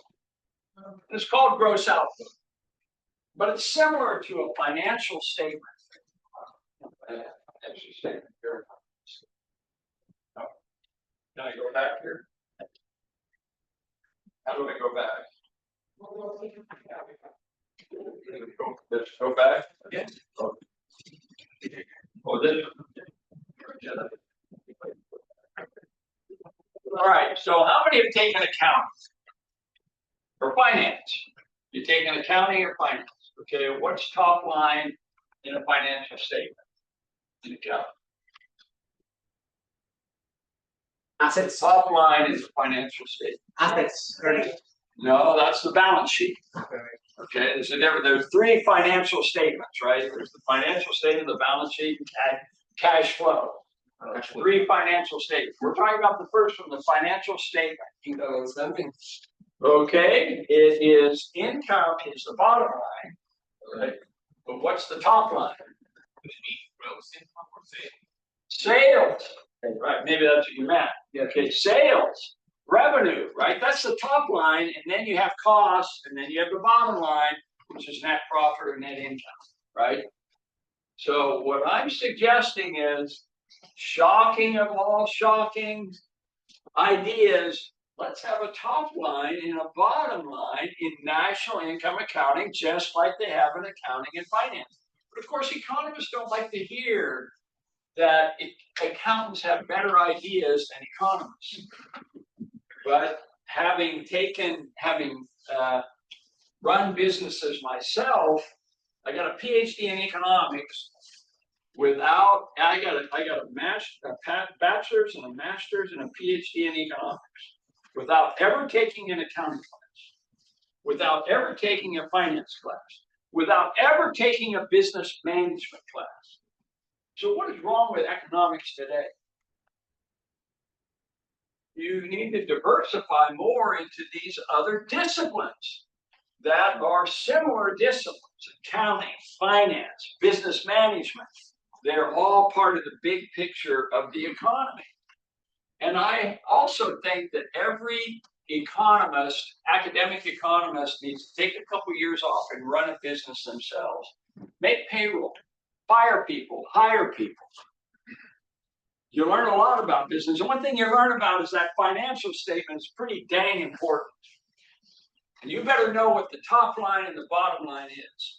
And you can't have a profitable bottom line without a successful top line. And they don't move together necessarily. Sometimes sales go up, profits go down, and vice versa. So you need to know what's happening in both. And I'm making the argument that we need a top line in national income accounting and a bottom line in national income accounting, just like in accounting and finance. And that's what's happening. So this was a triumph. I call it the triumph in Austrian supply side economics because you have Hayek here. And in 1931, he gave a series of lectures at the London School of Economics, developed into a book called Prices and Production. In Prices and Production, he developed what is known as Hayek's triangles. Hayek's triangles are basically a measure of sales at all stages of production. All stages of production. And it was very theoretical. He didn't put any numbers to it, but I've added numbers. So that's my contribution to the Hayek triangles. Instead of 7 stages that he had, I've reduced them to 4, and I have empirical data that I've added, real data to the statistics. So I made this case in a book called The Structure of Production that came out in 1990. And in 2014, after badgering the BEA numerous times saying, start measuring the supply chain. That's what gets you to the final product. We need to measure that. And finally, in 2014, an enlightened director of the BEA, Steve Landfeld, agreed that the federal government, the US federal government, would start measuring spending at all stages of production. It's called gross output, GO. So what did Steve Landfeld say? Gross output provides an important new perspective on the economy and a powerful new set of tools and analysis, one that is closer to the way many businesses see themselves. Now, why would he say many businesses see themselves? Because businesses use financial statements, top line and bottom line. So economists need to do the same. It seems like a pretty logical step, but I have had much resistance from economists to make any change in their textbooks. So when you take economics, you usually get the GDP. You've never heard of it. How many have heard of gross output? Not a single hand has gone. Okay. So this is a breakthrough in macroeconomics. I call it the missing link in the puzzle of macroeconomics. Put together a puzzle and what's missing. Okay, so BEA actually changed their definition of GDP. And they actually emphasize that GDP is GO minus II, which is the supply chain, intermediate inputs. So we have GDP plus the supply chain equals GO, or if you want to measure GDP, it's GO, spending at all four stages of production minus II minus the 3 stages gives you the 4th stage of GDP. That's how they measure. So the new adjusted model gives you a very different perspective. Remember in the previous model, I think we look at both of these together. Okay, in the GDP model, what drives the economy mainly? Personal consumption. Personal consumption, the consumer. In the GO model, suddenly business becomes the biggest sector in the economy. So what does this mean in terms of you as investors or economists? Do you look at retail sales as the key factor for economic growth? Not really. But business spending, you better look at. And business spending, as you will see, is a much better indicator of where the economy is headed. Okay. So two different, very different models. So I've actually put numbers with the BEA. They come out every quarter with gross output and GDP. Unfortunately, gross output comes 2 months later, GDP. It's just harder to come up with the data. It's hard enough as it is to come up with GDP data. They change the estimates quite frequently. But you'll notice here some differences here. For example, in the business cycle, they tend to move together in normal times, GO and GDP. But look what happened in the 2008 financial crisis. Gross output dropped almost 30%, while GDP dropped 10%. So you can see GO, the GO gross output is much more volatile, okay? And so the business cycle is in GO more than GDP. And then, of course, in 2001, they both dropped pretty sharply together because it was such an artificial short-term phenomenon. The government realized they made a mistake closing down all businesses. But notice also during the recovery, GO is growing faster as well. So look at business spending, look at the supply chain. That will tell you the dramatic moves in the marketplace. Now, the other thing that's really interesting is out of gross output, I created what is called the B2B index. This is the index of total business activity, business spending in the supply chain, and also final business spending. Okay, so you can see the green is B2B business spending, index of business spending. Red is consumer spending.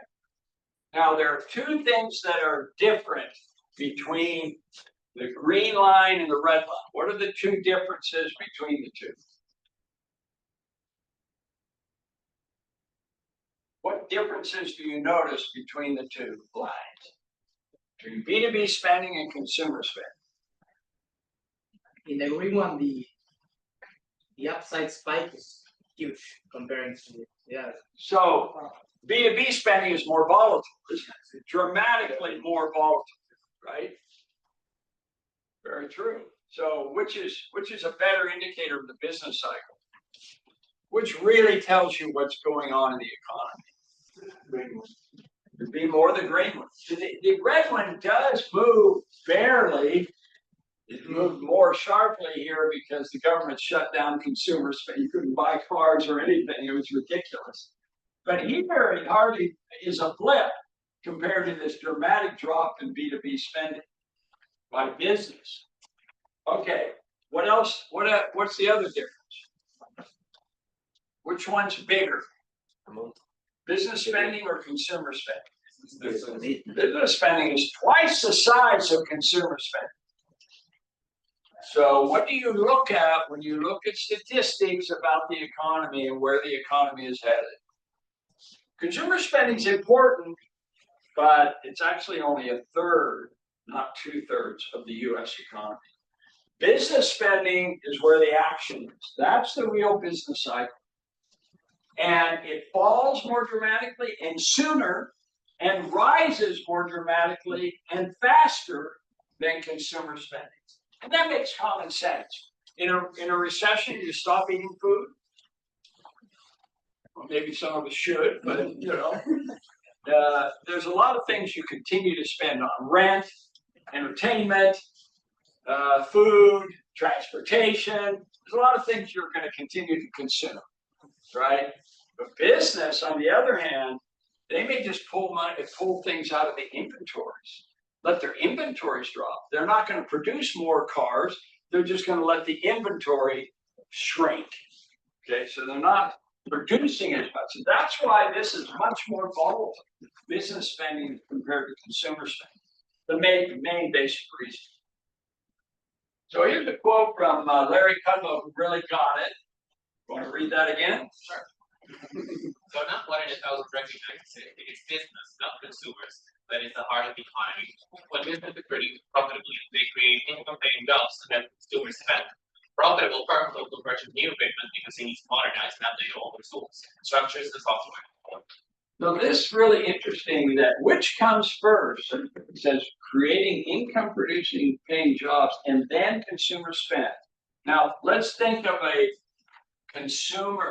recession. When a recession occurs, is it consumers that say, oh, the recession is about to end, I think I'll go out and start spending more money? Does that happen?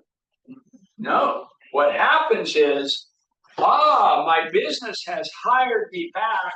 They laid me off. Now they're hiring me back. So now I finally have the money to consume and spend. And so I'll loosen the purse a little bit. And I'll go out and start spending. But if you're facing recession, consumers are going to be pulling back. Okay. At some point, businesses say to themselves, oh, I think the bottom has been reached. We're going to start hiring.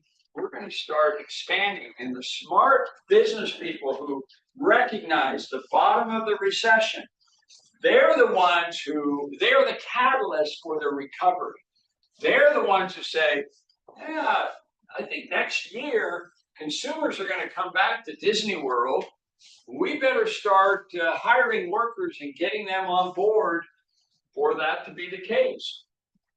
That's the kind of thing that we're talking about here.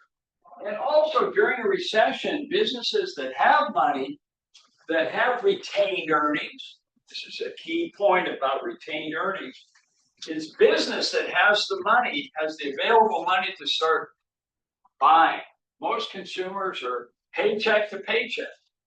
They don't really have the money, but business can have retained earnings. They can have cash. If you look at Microsoft, Apple, Starbucks, Google, if you look how much cash they have billions of dollars in cash, and they can invest that money. They can start hiring people, opening up new plants and stuff like that. Very important that business is the key. This is what I'm trying to argue. That if you have a successful country, it's because you encourage businesses, entrepreneurship, innovation, productive savings. It's all on the supply side. It's what we call the supply side of the economy. This is what Friedman and especially Hayek in particular emphasize. The Austrians are very good on entrepreneurship, innovation, saving. They're pro-saving. Keynesians, are they pro-saving? No, they want a consumer society. They want you to go into debt. They want the government to go into debt. That's how you stimulate artificially the economy. But if you want real long-term economic growth, you want to have high savings rates. Well, look at it on a personal level. What individuals are successful in life? What do? There's three grand principles. For those of you who are taking notes, A students, B students, C students. Well, I always have students who are reluctant to sit on the front. Is that the case here as well? Yes, okay. So the A students in front, they're always taking notes. And so what are the three grand principles of success on a personal level? Industry, thrift, and prudence. Those three. Okay. Keep that in mind. Industry, thrift, and thing to remember. Okay, that often happens when somebody getting up and going to the bathroom. I said, no, wait a minute, I wanted to take one more point before you leave. Don't forget. Okay, industry fifth improvement. These are the Ben Franklin principles that he talked about. So industry, you're all hard workers? Of course. Everybody's a hard worker, right? I mean, actually the Koreans are the hardest working people in the world. Did you know that? They have the highest work level of anybody. They also have the highest suicide rate. So I'm not arguing in favor of excessive work.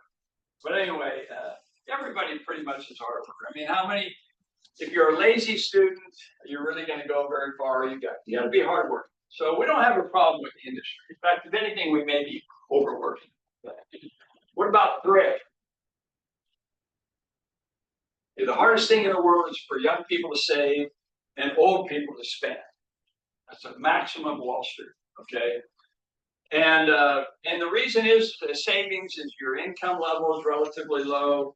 The government's taking out taxes to pay for Social Security and all those expenses. It's really hard to save. But if you save, and I know young people who do save money. And as soon as you get a new job, if you save more money, you put that money into an investment account. Well, we have 401k plans. I don't know what they have here, but I'm sure you have companies that encourage you to start saving and investing your money. And you use it productively. You use it prudently. You can start your own business, but that's very high risk. Why not better invest in companies that have already made money, that are successful, that are profitable?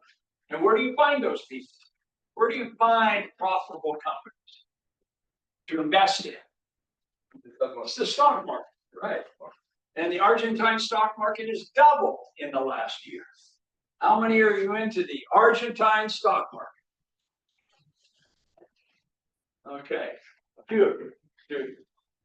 Okay, so that's principle number 2, saving productively, thrift, regular savings. The final one's prudence. This is the hardest thing to learn, prudent investing. Prudence in your personal life, choosing the right person to marry with. My wife, who is here, we have been married now for 52 years. Did I make a prudent decision? I hope she considers it prudent also. That doesn't go both ways, right? But in investing, prudence is out the window. I mean, I can't tell you how many people imprudently invest, just like government spends money like water. I think you've become more prudent because I'm. That's true. Joanne has been very helpful as a more conservative. I'm more of a speculator type. But if you look at my newsletter, I have 15 recommendations. 14 out of the 15 are big winners this year, up by double digits. I always like to have one loser. It causes one to be humble, right? People who are saying, "Oh, I'm successful in everything," I wonder about. But anyway, so you all have a copy of my investment newsletter. I consider myself a survivor. I've been publishing my newsletter since 1980. So it's a very tough business to give people investment advice. So they're all U.S.-based investments, but except for the Argentine fund, which I'm recommending, it's done quite well. Okay. So I like to use Seattle as my example. Any of you been to Seattle? Okay, Seattle. So why is Seattle prosperous? Is it because of producers or consumers? Okay, consumers are very rich there. But why are they rich there? Is it because they reached into their wallets and pulled out their credit cards and spent like crazy? Is that the reason that Seattle is a prosperous city? So give me the names and see if you can come up with the names. Some of these are very big names worldwide. Even Argentines should know some of the names of the big companies that are based in Microsoft. Starbucks, no? Okay, Starbucks, Microsoft. You probably flew on one of their planes. Boeing. Boeing, right? How about the largest store in the world? Here's Walmart. No, Amazon. Amazon. Amazon is actually bigger than Walmart. And Walmart is based in Arkansas. Now they have stores in Seattle, right? Well, you've done pretty good. Okay, there's Boeing, Microsoft, Starbucks, Amazon, Costco. I don't know if Costco is international, but anyway, let me go back here. So I actually had a person get every one of them right in order. One guy said, "Yeah, Boeing, okay, next one, Microsoft, yes, Starbucks, yes, and Amazon, Costco." He got all of them right. So I gave him a silver dollar. Anyway, That was in Mexico City last month. yeah, that's right. It was in Mexico. So I tell you, I really enjoyed my Latin American experience over the last month. A month ago, we were in the Universidad de la Libertad, which is in their second year. And Ricardo Salinas is the funder. He's a billionaire in Mexico, and he's put this money. They have very nice facilities. I see you have very nice facilities as well. So you must have a good funder, financier, which is really important. And you're learning some great things. And I really appreciate your bringing in myself and Dan Mitchell, and I'm sure you've had some others who have come together. Sadly, these two have passed away, but again, I knew them both. I should tell you my favorite Milton Friedman story. So Milton Friedman, he and I were at the same conference in Laguna Beach, at the Ritz-Carlton Laguna Beach, which is, if you've been to Southern California, it's on the beach overlooking the ocean. It's just a beautiful spot. And I called him up on the phone and I said, Dr. Friedman, this is Mark Skousen. You don't really know me, but could we have lunch? And he said, yeah, okay, that would be great. So I was really, I mean, he's a Nobel Prize winner. So we go out to lunch together. We spend 2 hours together in this beautiful spot looking over Southern California. We talk up the storm about all kinds of things and about the economy and stuff. And then the check came. I immediately grabbed the check and I said, Mr. Friedman, I know you've written a book called There's No Such Thing as a Free Lunch. But I don't want to ever hear it again because I'm paying for yours. There's no such thing as a free lunch. And quick as a flash, he said, no, Mark, that wasn't a free lunch. I had to listen to you for 2 hours. So he kind of put me in my place in that respect. But I had great respect for Milton Friedman and Friedrich Hayek. So anyway, why is Seattle successful? Because who were the movers and shakers? Who's the people who hired these people? Who came up with the creative products of the Boeing 700 series, of Microsoft and their software, Windows software? Who came up with Starbucks? So there have been coffee shops forever, but he created the right. Schultz created the right atmosphere for people to come in and come into these shops and have all kinds of varieties of coffees.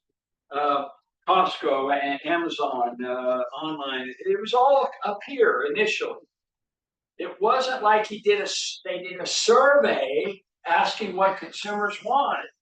Would the consumers want a computer in their homes? Well, many people said, why would anyone want a computer in their homes?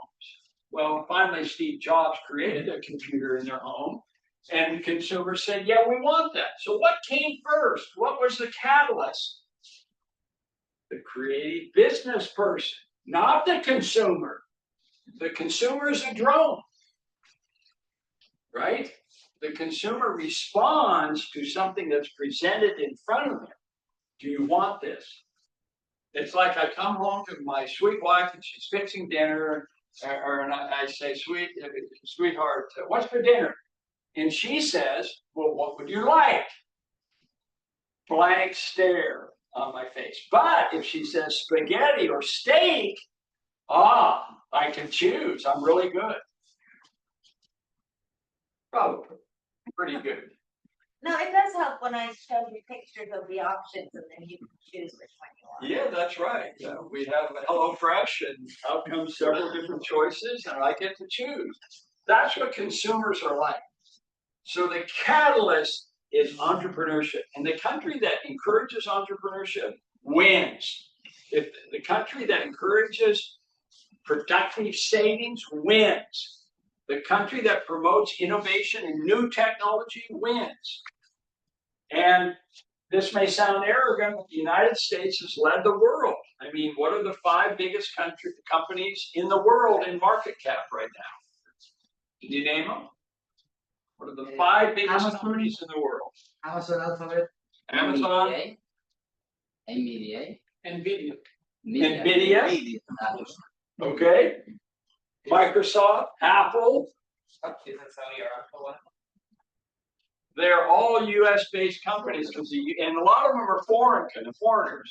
This is one thing I disagree with Donald Trump. Who knows how many people coming across the border, legally or illegally, turn out to be major entrepreneurs? How many people are we saying don't come into our country anymore?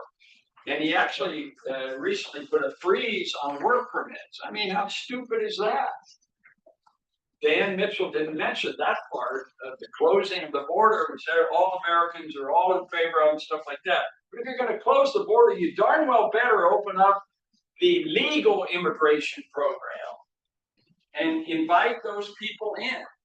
And I would hope that President Milei would have the same attitude. You want the best and the brightest to come to your country.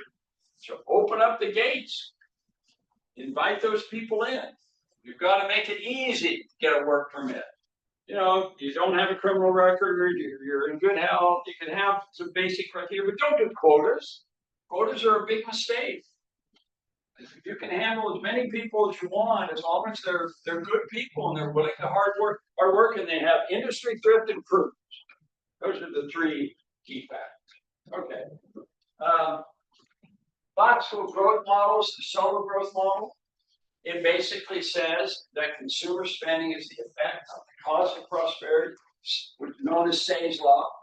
Growth determined by productive savings, capital formation, improved technology, entrepreneurship, and advances in education. Solo found that 75% of all economic growth is due to one factor. What do you think that factor is? What was 75% of all economic growth in countries is due to one factor. It starts with the T, technology. Technology is the key factor. And Americans are very good at that. Chinese are now very good at that. The Koreans are very good at that. How about the Argentinians? How about that? You've got to be entrepreneurs and you have to get the new technologies as quickly as possible. Whether you borrow it or you steal it, or whatever it takes, get that technology going. Okay. By the way, U.S. leading indicators are linked to earlier stages of production, not retail sales or consumer spending.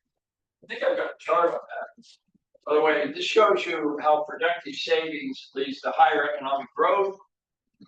Okay, so this is the Conference Board's 10 leading indicators. Now, I asked my friend, my assistant Ned, to see if there's a Conference Board leading indicators for Argentina.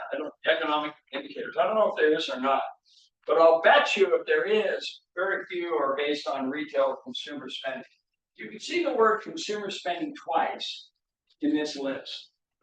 Consumer spending right there, and average consumer expectations right there. So 2 out of the 10 are consumer spending related, okay? But what are the other 8? They're all in the supply chain. They're all in the supply chain. So again, this demonstrates my point that it's business, not consumers, that drive the economy. And I have a quote here. This is from an Indian economist. Same thing. China has relied primarily on savings and investment, with consumption decreasing significantly a share of GDP. Investment. Why don't you read this? Right here. Investment, effectively private investment, is the key driver that drives demand, creates capacity, increases labor productivity, It produces new technology, allows creative construction and generating jobs. The resulting growth in income accelerates consumption and increases savings. So there you have it. What comes first? That investment, supply chain, all aspects of supply chain, and then that accelerates consumption and increased savings. So that is really the key point. And if you look at Korea as an example, South Korea is a great example of a country that has adopted, yes, they've promoted exports, discouraged imports, but they still increase imports as a result. But they focus, I mean, if you look at, Kia as an example, Samsung and so forth, they have borrowed a lot from American technology, no question about that. But they have really emphasized technology, advancing technology. And this is why they're one of the four titles. So what's the situation with the U.S. economy? B2B spending kind of stagnating since the pandemic. So there's some worrisome signs about the economy in the U.S. This is where gross output as a statistic is very valuable, isn't it? Because GDP looks great for the U.S. It's expanding, but business spending is struggling. And that suggests problems down the road. We have to look at. So my general model of the economy is expand beyond GDP. Why don't you read this? Expand beyond GDP to include GO, the whole production. Analyze not just the CPI, but the PPI and the commodity price. Look beyond the yield. Having more than the need rate of unemployment, structure of employment, and unemployment. Go beyond the broad stock index and the 500 and look at various structure of economy matters. So that's my basic thesis. And it's pretty simple. It's a pretty simple model. I'm only introducing GO, but out of GO in the supply chain, we discover what's happening at every level of the economy. And there are some textbooks, including, this is my latest textbook, Economic Logic, 6th edition. It's available on Amazon. It includes GO, a fully developed GO and GDP model, top line and bottom line. By the way, my micro is also very unique in my economic logic. I start with the P&L statement, profit and loss. Supply and demand is introduced in chapter 6, so I don't ignore supply and demand. It's very important. My students love my textbook because it's grounded in real world evidence. The supply and demand curves don't exist in real life. Did you know that? You just have one point on the supply and demand curve. That's what the price is when you go to the store. But you don't know what the supply curve is, and you don't know what the demand curve is. Economists have some ways of estimating supply and demand, but the P&L statement is real. That's profit and loss, bottom line, top line. And yeah, you can play some games with the P&L statement and stuff like that, but still, it's a pretty powerful tool. And that's why I've introduced the idea, based on my own experience, to introduce the P&L statement from accounting to understand how the economy works, which is really a valuable tool. So there are other textbooks that are now introducing gross output. It's a very slow process. No one has fully integrated GO. You've never heard of it before. So it's not in most of the textbooks. It is in a paragraph, but mine is fully developed. Okay. Needs to be translated into Spanish for anybody who likes it. Okay. So it's a paradigm shift in economics, introduces a top line in accounting. Why don't you read this? The introduction of the top line of national income house is a major advance in economics by measuring high price. It is an advance in monetary economics by measuring curving district volume of trade. It's trade and exchange. It is an advance in supply chain economics by showing that this spending needs to be substantially larger than spending and confirms the classical growth model. It confirms today's law, supply is more important than demand, production is more important than consumption. They provide link between micro and macro. It does a better job than GDP and keep up and down to the bit. Okay, so I have a lot of things that I've contributed to economics with TO. And these are some quotes from other people, Steve Forbes, George Gilder. Go through these fairly quickly. Peter Drucker, who is the management guru of the world. If you take a business course, make sure you study Peter Drucker. He's an Austrian business management guru, and he's really fantastic. Of course, he's a big fan, was a big fan of Geo, he's passed away. Ken Fisher, he's still around. David Ranson is a private investor who likes Geo and uses it to predict where the economy is going. Geo has been kind of slow. It's not growing as fast as GDP. So that's a danger sign that things are slowing down. Steve Hankey, Johns Hopkins University. I'll be giving a paper in a couple of months there, Johns Hopkins. David Kolander, Israel Kirzner is an Austrian economist. So I get economists of all groups, including Nobel Prize winner William Nordhaus, Richard Ebeling. Actually, I should change that because he's at a different university right now. So that was my book, The Structure of Production, in its third printing, that introduced this gross output model. And I should also, maybe I could send to everybody, I actually have a paper that I published with online that gives a summary of gross output completely with charts and stuff like that. And I also have, I don't have the website up there, but grossoutput.com concludes all my, I do a quarterly press release whenever GO is released by the government, and I do a press release on that. And you did mention my Freedom Fest conference. My wife and I run this. We have several thousand people who come to Las Vegas every year. You're all welcome to come. We have a special student rate. But it's really a lot of fun. So with that, thank you all very much.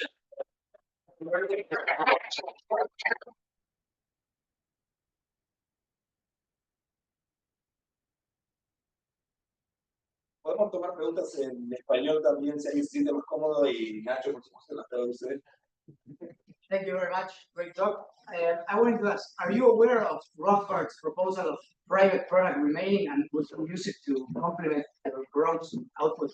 Yeah, so Murray Rothbard, the Austrian economist, said G is very suspicious, and the C is private, investment is private, but G can be manipulated and can be grossly wasteful, and misleading also because it doesn't generate wealth. Like yeah, and that's my issue that I have with them. I include G, although G plays a smaller role in gross output. It's only 8% of U.S. GDP instead of 16 or 18%. But it depends on what government spending is on. Now, Rothbard argued that all government spending is wasteful. He's an anarchist and so forth, and I think that affected his way of looking at it.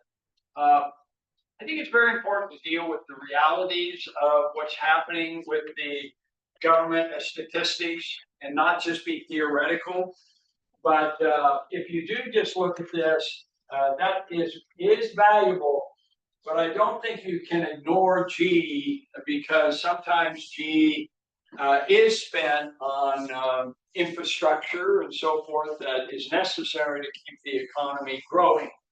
But of all the figures, C and I and G, G is the most suspect. So I have no problem with using the Rothbard figure, but I don't think you can ignore G entirely. Okay. Any other questions? Yes.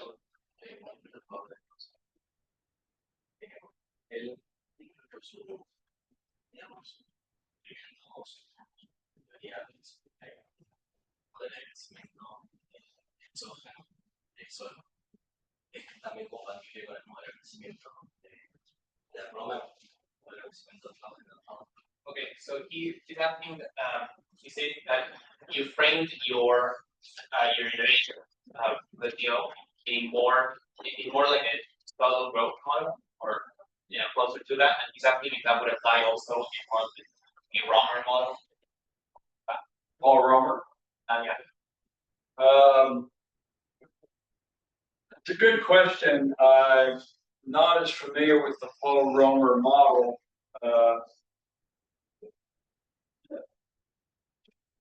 Maybe you can tell me what you mean by the Paul Romer model. That would be helpful, because I'm not familiar with it. I'm familiar with the Solo model. I know Paul Romer won the Nobel Prize, but I don't know if it was for his growth model or what it was. But anybody want to? You asked the question, so ¿cuál es?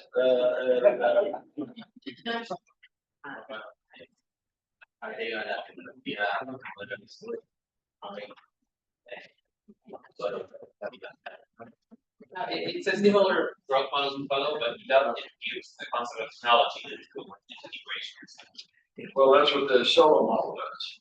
So I'm not sure what the Romer model would be, but we all have access to that. Go to AI or ChatGPT and type in that question, and maybe that'll help.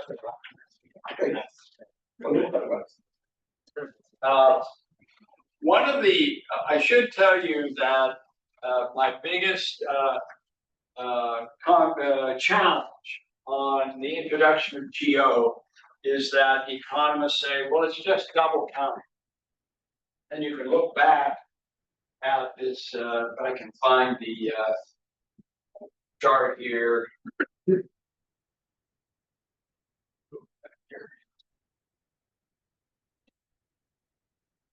The Paul Romer model is the theory of endogenous growth that emphasizes the role of ideas and innovation in driving long-term economic growth.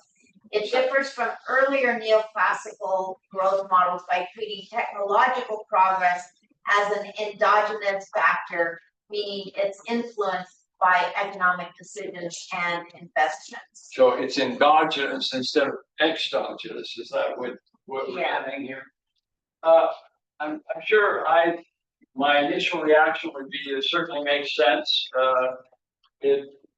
Innovation, it can be internal or it can be external. I'm not sure how much of a contribution that is, but certainly makes sense to me. So getting back to the double counting issue, you notice that if you add all these together, you get $11.50, right? If you add this plus this plus this plus this, so gross output is $11.50, and you have a lot of double counting, right? This double counts that, this double counts this, this double counts this. So there's a lot of double counting that you get in there. Okay, so final output, it drops out all the double counting. Okay, what is missing from this issue is that you can't produce products without double counting. You need an economic system has to have double counting. Either that or you have one gigantic firm, which is socialism. And you need competition, and you need to raise capital at all stages of production in order to produce a $5 cup of coffee. So you need $11.50 to produce a $5 cup of coffee, and those people are paid back.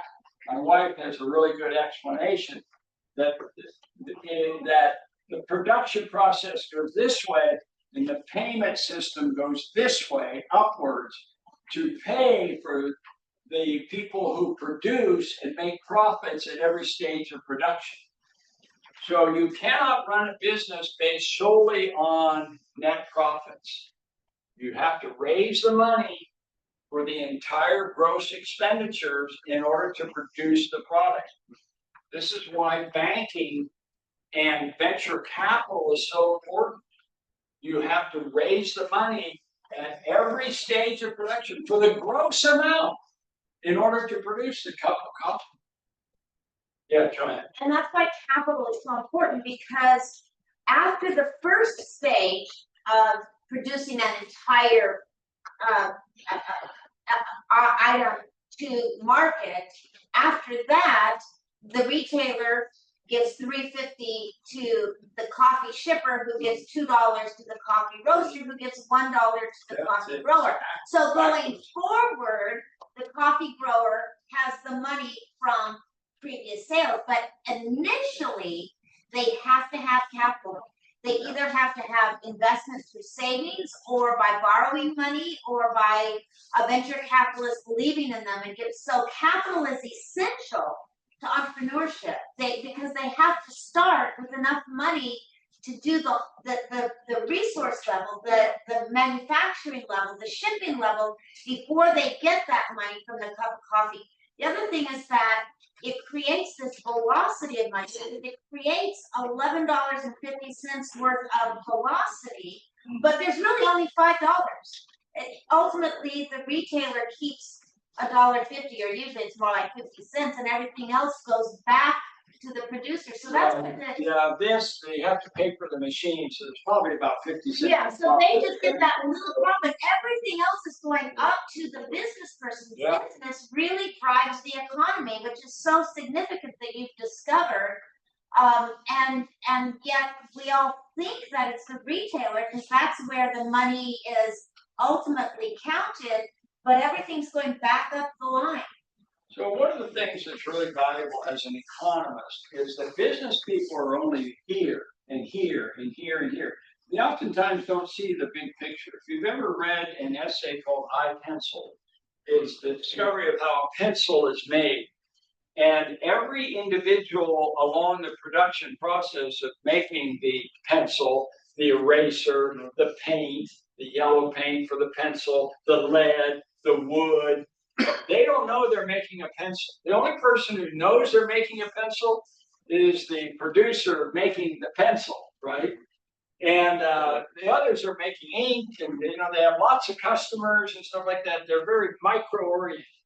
The great thing about an economist, as an economist, you see the big picture. And I'm trying to create the big picture, and you lose the big picture if you just focus on the final product.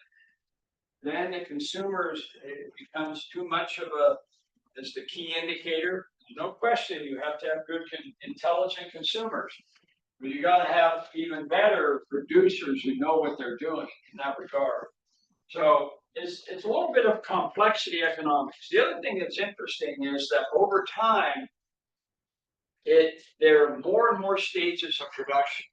You know how many stages of production are necessary to make this? The iPhone. You want to guess? Thousands. There's thousands of stages of production.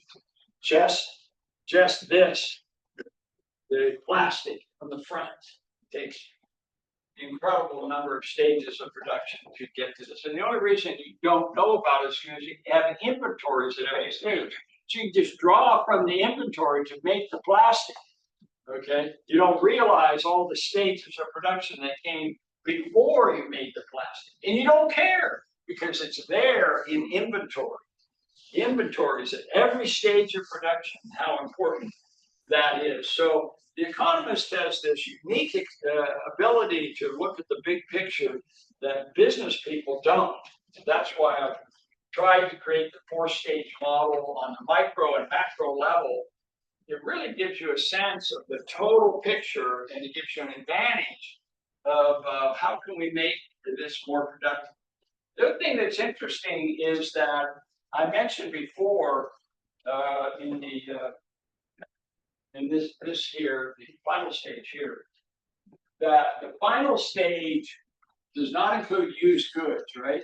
It doesn't include the black market goods because you don't get the major. But guess what? In the supply chain, there are stages where the black market is introduced, and then in stages after, it's now counted.